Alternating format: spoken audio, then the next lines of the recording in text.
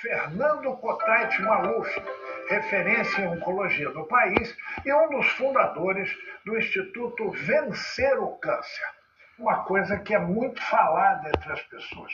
Tristeza, angústia, depressão, enfim, o fator emocional pode gerar um câncer, desencadear um câncer, enfim.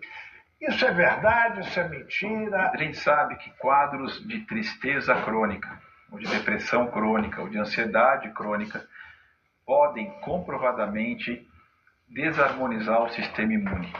E como eu falei, é um dos mecanismos mais importantes para manter o organismo em equilíbrio e para evitar doenças, e no caso o câncer é uma delas.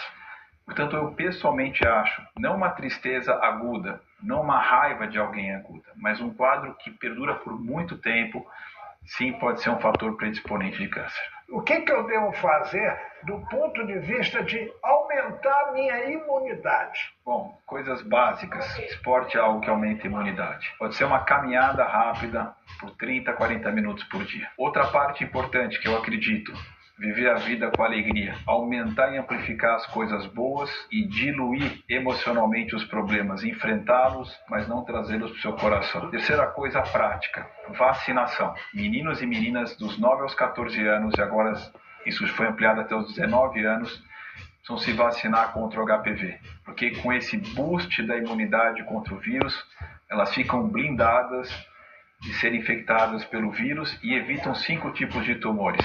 Vacinar contra a hepatite B, que evita não só a infecção pela hepatite ou pelo vírus que causa hepatite, mas evita também o câncer. Então as vacinações são incrivelmente importantes. Incrivelmente importantes. Fazer dietas com o maior número de alimentos orgânicos possíveis. Porque hoje a gente sabe que a nossa flora intestinal, ela faz parte de um arcabouço incrivelmente potente para manter o equilíbrio do corpo. A resposta aos imunoterápicos é incrivelmente maior. Então, o que a gente come tem a ver com a imunidade. O exercício tem a ver com a imunidade. O nosso sentimento tem a ver com a imunidade. E as vacinações têm a ver com a imunidade. Então, eu acho que isso forma um círculo virtuoso que nos protege bastante. Como foi a sua escolha pela medicina? Eu sempre fui curioso. E quando eu tinha 6 anos de idade, tinha uma revista que era vendida na banca de jornal chamada Fauna, onde cada fascículo era de um animal. E eu, com 6 aninhos, eu tinha memorizado todas aquelas informações. Falei, bom, eu já conheço bem os animais, agora eu quero conhecer melhor o ser humano. Então decidi com 6 anos de idade a fazer medicina. Nunca mudei a rota, sempre segui esse caminho e eu não tenho dúvida que foi a escolha mais certa da minha vida. Pois é, e depois você fez uma outra escolha, que foi a oncologia, que talvez, entendeu, seja uma das mais difíceis áreas da medicina. E, enfim, uma doença cruel de lidar e tal. Como é esse dia a dia seu? Eu acho que a gente tem mais vitórias do que o contrário.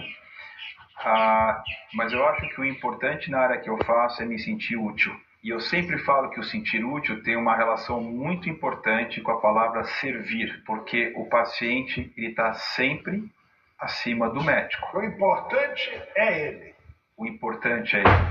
Nós somos nada mais do que uma ponte de servir e de ser útil, trazendo todas as ferramentas técnicas, científicas e humanísticas para poder outra vez atender toda e qualquer demanda e encontrar as melhores soluções. E eu vim de uma família de tios e tios-avós que eram cirurgiões, e que eram cirurgiões muito focados na área de câncer. E eu queria ser um cirurgião quando eu entrei na faculdade com 17 anos, na Faculdade de Medicina da Santa Casa de São Paulo.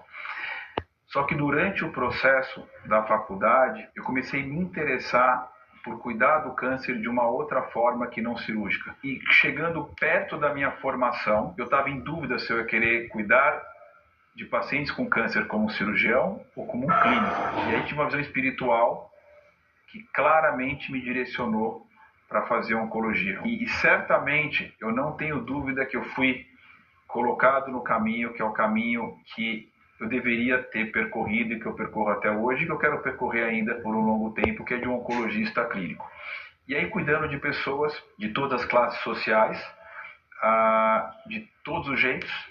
Eu falo que essa doença não é uma doença de classe, essa é uma doença do mundo, essa doença que mais avança para o mundo inteiro, mas eu não sou médico só de pessoas que são famosas. Minha vida ficaria absolutamente muito finita e muito limitada se fosse só isso. Acabaria o grande desafio que te motivou para essa carreira, né?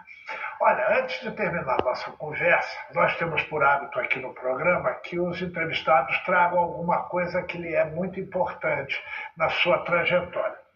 E você trouxe aqui 3 fotos que eu vou mostrar uma a uma e você rapidamente vai falar delas.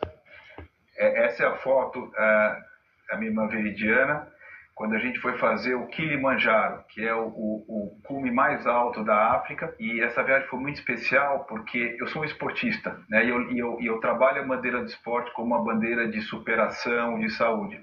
E aqui nós fizemos todo esse trajeto ao cume, que são quase 6 mil metros, com várias camisas e mensagens durante todo o processo, para falar que para chegar no cume, ou seja, para chegar no objetivo, precisa ter esforço, precisa ter foco, mas que vale a pena. E essa aqui? Então essa aqui é meu pai, a minha mãe e a minha esposa amada, que é a Lígia. A Lígia é radioterapeuta e aqui pela foto que eu estou vendo, ela está grávida da nossa Luísa, que hoje tem 7 meses. E essa turma simpática aqui?